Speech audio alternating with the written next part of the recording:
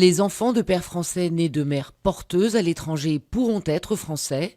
Le Conseil d'État, au nom du droit de l'enfant, a rejeté les recours contre la circulaire Taubira, un texte destiné à faciliter l'obtention de certificats de nationalité pour ces enfants, alors que la GPA reste interdite en France. Une soixantaine de députés et une demi-douzaine d'associations l'avaient attaqué pour excès de pouvoir.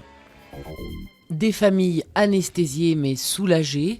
Au procès Xynthia, la condamnation à des peines de prison ferme des anciens élus de la Faute-sur-Mer sonne comme une reconnaissance pour les victimes.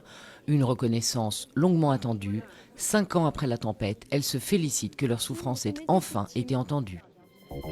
Des dizaines de milliers de manifestants dans les rues à Rome, Turin ou Milan, des transports perturbés. L'Italie est en grève générale contre les réformes économiques et sociales de Matteo Renzi. Une colère qui vise essentiellement la nouvelle loi sur le marché du travail.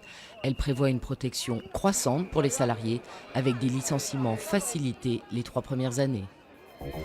Une très bonne nouvelle pour la Fondation Brigitte Bardot.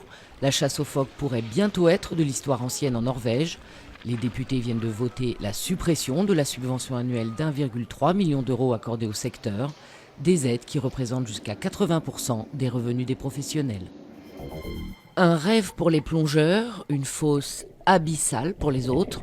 La piscine la plus profonde du monde, à Monte Grotto, dans le nord-est de l'Italie, s'enfonce jusqu'à 42 mètres.